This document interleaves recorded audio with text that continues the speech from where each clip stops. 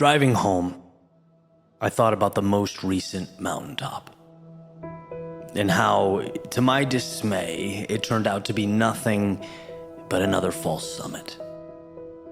Another, so close. Perhaps even on the right track, but not yet, buddy. Have you ever been in a spot where you keep thinking you're almost there? A few minutes, hours, maybe days away, just to get pulled back into purgatory, into that valley of despair, and you begin to wonder, was the progress all for naught, or was it not even progress? In those moments, God, it's so easy to point out at the world and project. You're climbing, right? Up and up and up, and you're fighting your mind and body to get there, traversing the seemingly endless spaces, battling the relentless elements. And the whole time there's one thing pulling you through. That mountaintop in the distance. That single peak, you can see it piercing the sky and calling your name. It's where you look when you're in doubt or pain or dealing with turbulence. That'll be me one day, you tell yourself. And then you get there. Like, you actually arrive. And the first thing that you realize that comes to your attention is that this peak isn't the end.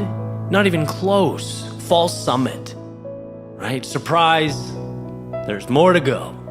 More pain to endure, more obstacles to navigate. When will this end? When will enough be enough? Which may have even been the literal words I muttered to myself as I drove home. Tired. Just tired. Tired of almost getting there. Tired of almost feeling like enough. Tired of, feeling like I'm a few feet away. Only a few feet, but somehow forever a few feet away.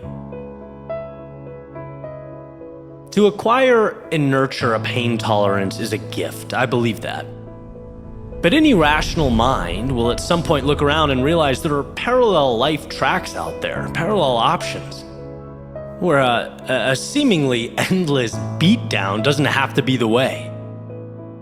Any rational mind will pause and go, wait a minute, why am I enduring this? And my fingers gripped the wheel as I peered down Scottsdale Road. I could see a sea of traffic lights kind of disappearing into the distance. It's a single straight road that goes on for miles. And, the lights went on seemingly forever until they disappeared into the shadowy Arizona mountains. Reminded me of a very specific moment. One that I don't think I've actually recalled since it happened. But being younger, grade school, and seeing one of my art teachers create perspective on the chalkboard, making it appear with two lines getting closer and closer to one another as though they were a road disappearing into the distance. It was like, whoa. You can do that simply by starting the lines wide and bringing them closer together into an imaginary horizon or distance. That's amazing. It's just perspective. It's a trick, a feeling of being far away. Just a mirage. Lines are just lines, but position them right and the entire story as perceived by the onlooker changes. Yeah, that's it. The lines are an illusion, dressing up the importance of starting points and ending points. I started to think back to everything I'd ever accomplished. My Cliff Notes version, obviously. From scoring my first goal in soccer, I think that's as far back as I can remember, to the current day. And I asked myself, what do those moments share? Right, the second you arrive at said mountaintop. Well, the instinct is always, once you get there, to reminisce, to think back. When I hiked up Mount Humphreys with some friends a few months ago, and we made it to the top, the first thing we did was gather together and dissect the journey. Man, did you notice how it gets a little harder to breathe once you're near the top of the mountain? Man, Dave did all this with a sprained ankle. Beast. Remember how close he came to falling at that one point near the log? What did I tell you guys? Those fall summits were brutal, weren't they? Tugged at the heartstrings, or crazy how warm it was when we started, and then how the wind cuts through you as you ascend. Eric didn't even have a jacket. It's just interesting that that's our inclination, our instinct. Makes you wonder if, the quote-unquote mountaintop might just be a placeholder. A spot for us to remind ourselves that without the journey, that mountaintop is a car without wheels. And just like the car's entire point is transportation, the mountaintop's entire purpose is to shed light on how special the moments we overlooked, how powerful the obstacles we overcame. They remind us that the journey made us. We can make the lines converge temporarily, but the point is not they're intersecting way out in the make-believe distance. It's the courage, the story, the luxury that is making the trip. I say this not as some rationalization for falling short. That's not who I am. And I hope that's not who you are. We play to be better, to add value, to get the most out of this world that we can as our little planet dances around the sun. It's to remind myself and you that even when life is frustrating, amidst the periods of disappointment, beyond those inevitable swings and misses, despite the mountaintop feeling forever away, the stuff that matters is happening. And it's happening now, in real time, often hidden in plain view. It's there every time you press on. Those moments where you look up and take life in. When the hard things become your reason for growth, you create your own mountaintops. Perhaps the best line to come out of the show The Office. Andy Bernard's character says, "I wish there was a way to know you're in the good old days before you've actually left them." Whether it's a false summit, whether your summit still looks like, those two converging lines way out in the distance, or whether you're standing on it at this very moment, never forget that it's the trail you've blazed. It's who you've become that makes all the difference, that holds all the value. It's the steps you've taken that you will discuss and reminisce on and care about with the ones you love. This is nothing more than a call and a reminder to keep your head up, to keep chipping away day by day, to bring your voice, your message, and your power to the world relentlessly. Find gratitude in the journey. And you will find yourself exactly where you need to be.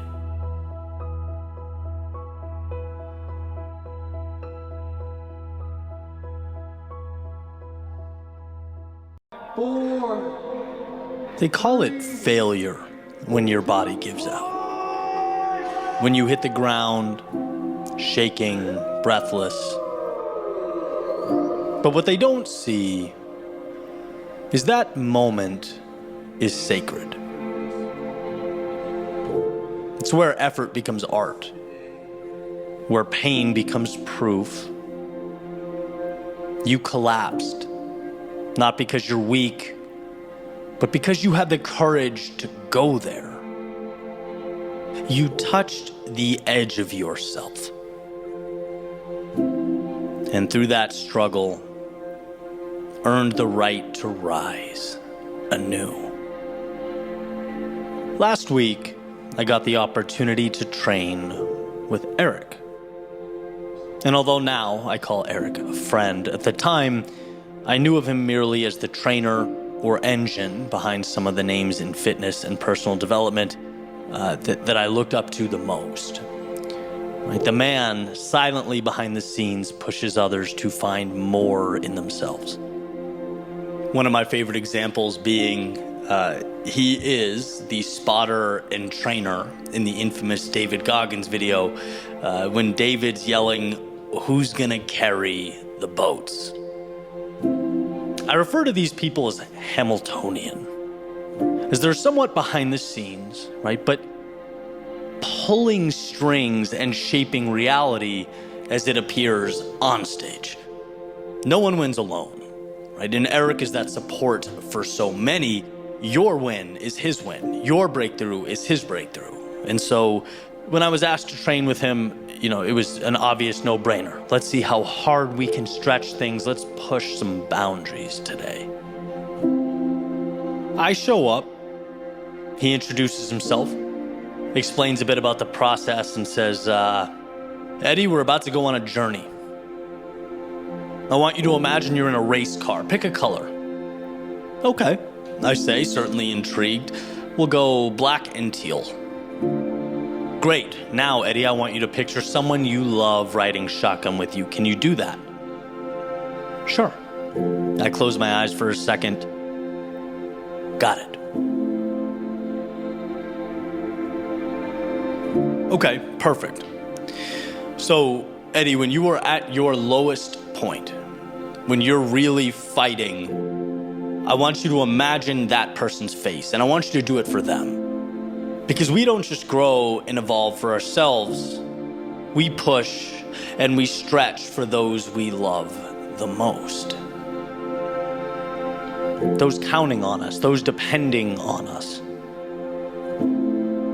Got it. And note that I'm paraphrasing, of course, but he ends the intro with, what we're going to do today is earn our failure.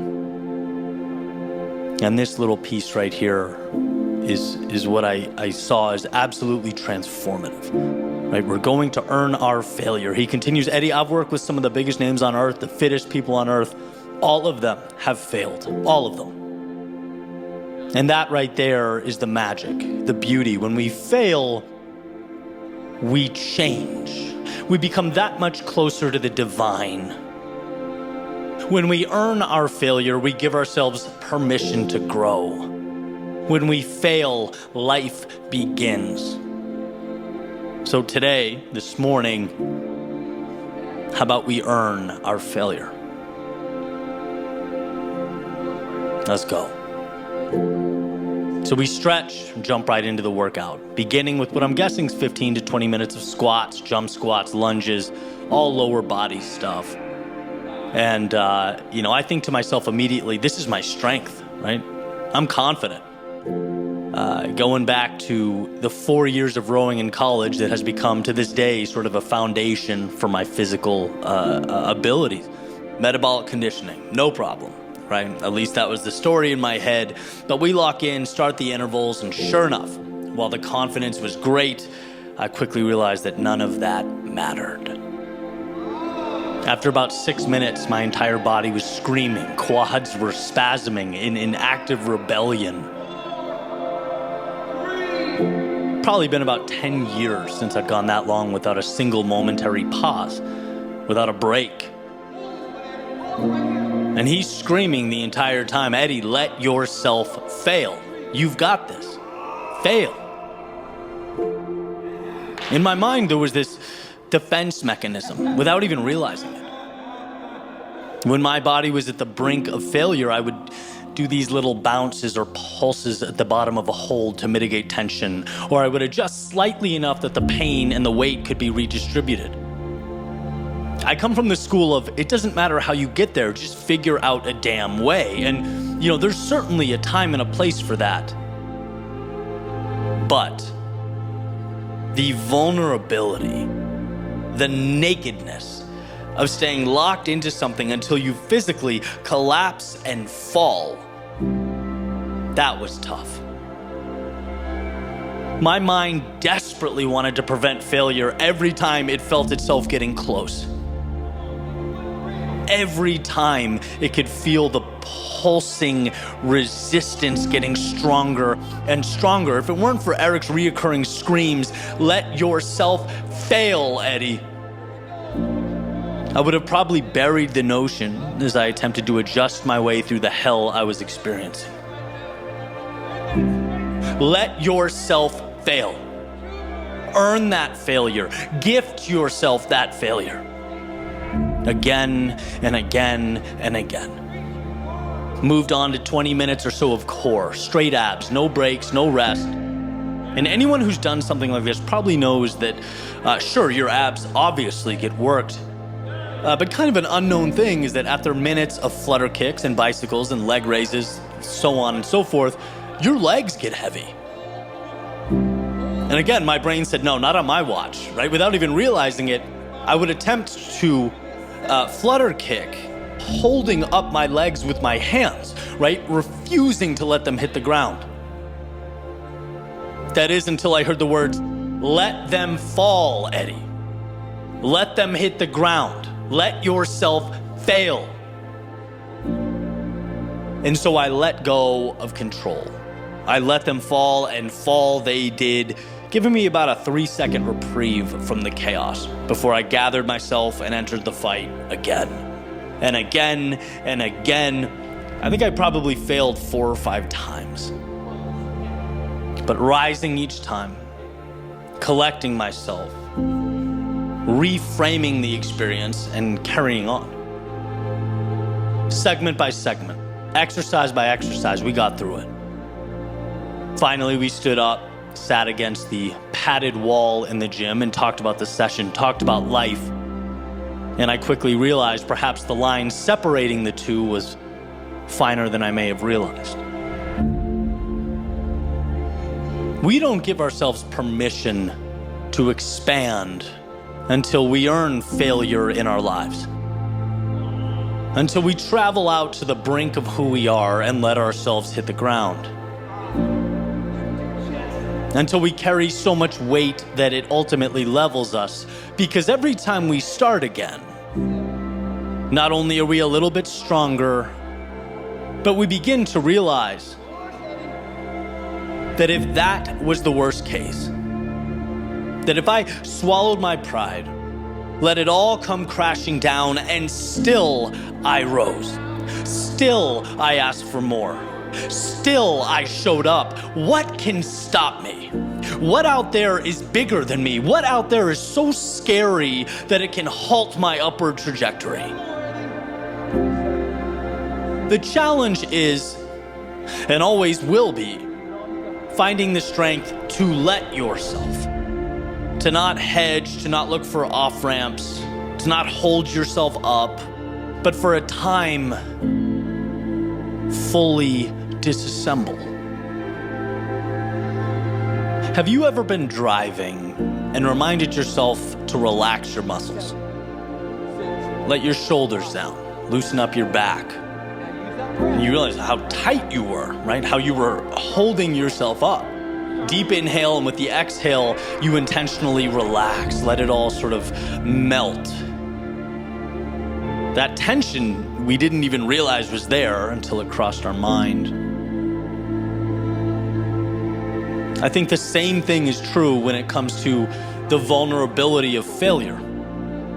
We often, without knowing it, want to shield or protect ourselves from it, right? The natural thing is to be safe.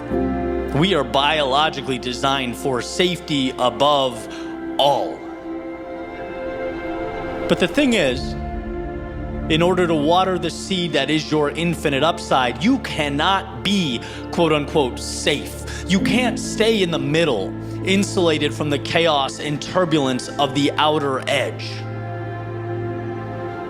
We must walk to the periphery of what we know, to the edge of who we are, and allow ourselves to fail, to earn that chance to gain strength and composure, to break down our worldview and self-image so that it can be rebuilt.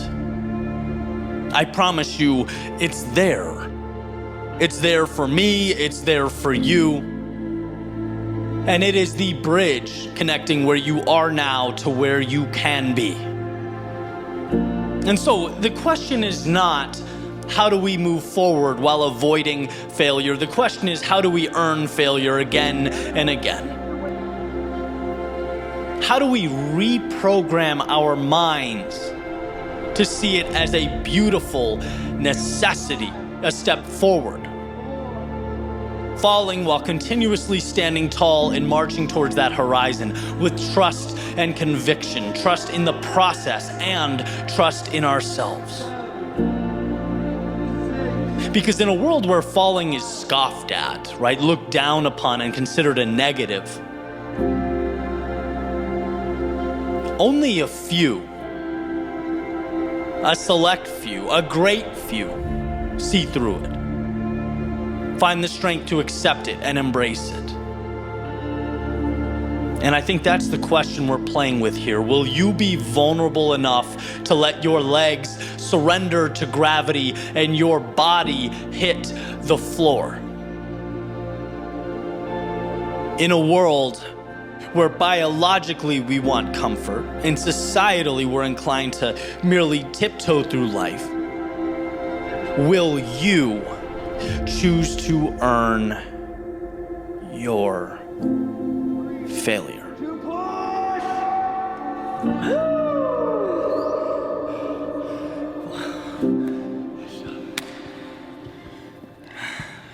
Thank you for this moment. Thank you for the spirit. Thank you for the blood, the love, the strength, allowing us to connect, dive into the deeper connection with this. Chapter 3, Hope. Laps 19 to 24. The sun coming up. It's amazing how meaningful that is in and of itself, the excitement, right? You made it through the hardest part, the dark hours. Haven't slept in a full day, but somehow that light helps you find within yourself another burst of life. You feel like if you can walk out of the other side of that, then the remainder's easy, nothing. Everyone's feet hurt a little more, right? Hamstrings were stiff. People aren't walking so much as they're limping around, right? Just the wear and tear. But your brain looks back and essentially knows you can navigate what remains, right? Plus, you've come this far. Who waits until the sun comes up and, quits then? That doesn't make sense. That's not a thing. And so you waltz on through chapter 3. Maybe on one leg, but you do. And then you're done. Just like that, right? This chaos you manufactured, this seemingly trivial, unnecessary trip with the guys suddenly makes sense. Because you feel in your soul like you just did something most people would not do. That ever elusive warmth that lights you up when you know you just personally evolved in the face of adversity. And so, 2 days out looking back, what am I left with? Well, two things, two very important things.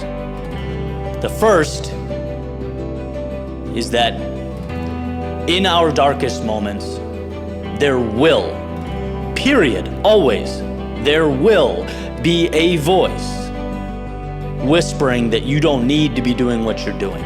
It will be highlighting off-ramps, alternative plans. It will be making excuses for you, telling you that it doesn't matter. There are other ways, options, avenues to explore. It will light that metaphorical fire and say, hey, it's warm over there. So just sit there. After all, this isn't a requirement. This isn't defining. But if you can find the strength to march straight through that moment, to carry yourself right into the heart of the night, you'll see that it mattered more than you could have ever believed, because knowing you're the type of person who endures, who doesn't stop, when you take the ruck off and leave the desert, it becomes who you are. Starting a business is a ruck through the desert. That first month where it's hard to make ends meet, where the customers aren't what you thought they'd be or hoped they would. Very easy to say, oh, maybe this isn't that important. Maybe I'll just take the backpack off and sit by the fire, right? What do? Maintaining a healthy relationship is a ruck through the desert. Passing the class in school is a ruck through the desert. That's the gift at that 24-hour stretch presented to me. Eddie, when it's darkest, what will you do?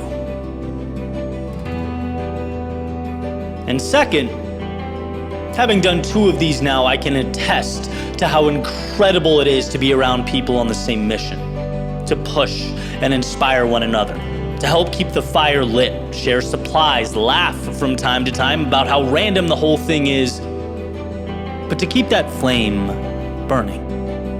When people around you grit their teeth and step into the darkness, makes it a hell of a lot easier for you to do the same. So surround yourself with people who, when that alarm clock goes off at the top of the hour, suit up and start walking the path. Hemingway once wrote, "The world breaks everyone down, and afterward many are strong at the broken places." Well, I would encourage you to push beyond normalcy. Just far enough to crack. Far enough to let the light shine through. We endure broken marathons because when we put ourselves back together, the reflection in the mirror towers over what once was. We let life break us down in order to construct what we otherwise could never have had. And so let this be your sign, your reminder, whatever you want to call it. When the voice whispers in your ear that it doesn't matter, let this be a promise that it does. Let this remind you that you are strong enough to crack and let that light shine through.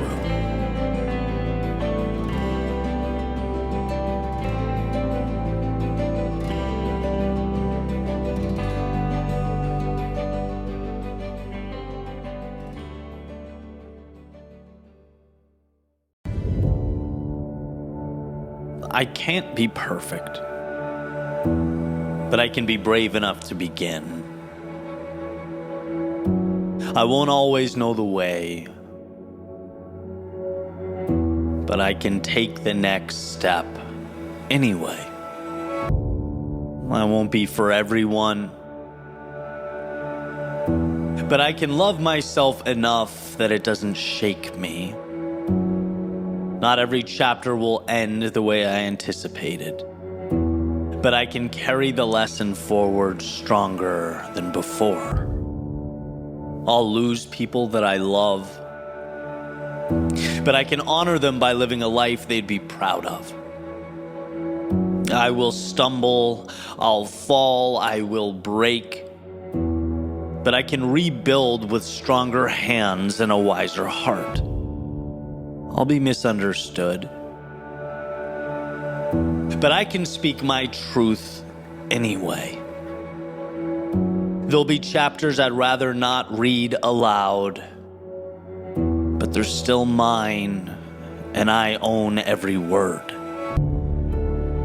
There will be dreams that drift away, but new ones will rise with the dawn.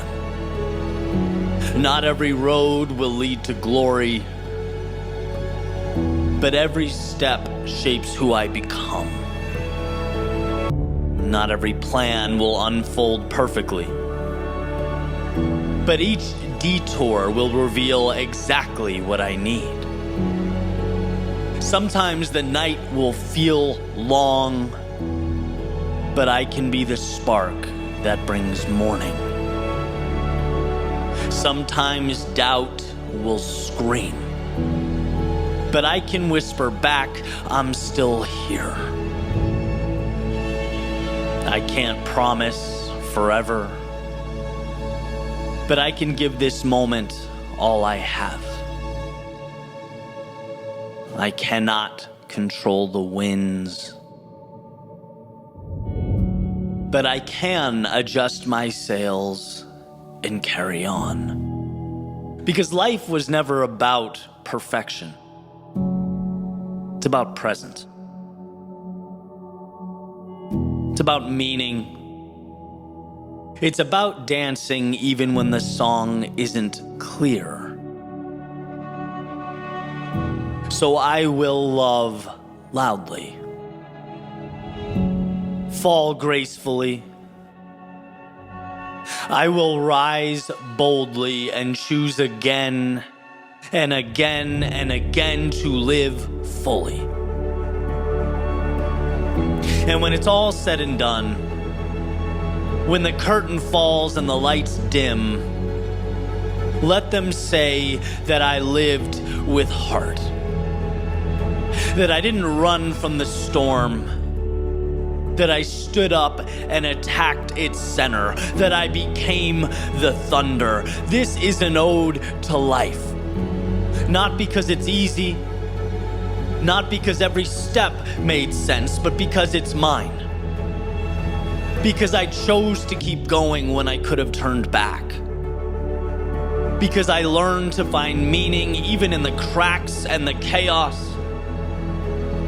Because I dared to show up imperfect, uncertain, but unbreakable. This life with its twists, its turns, its storms, and its stars is mine. Every scar, every triumph, every whisper of hope has culminated into this single moment, this beautiful life. And I won't let it slip away.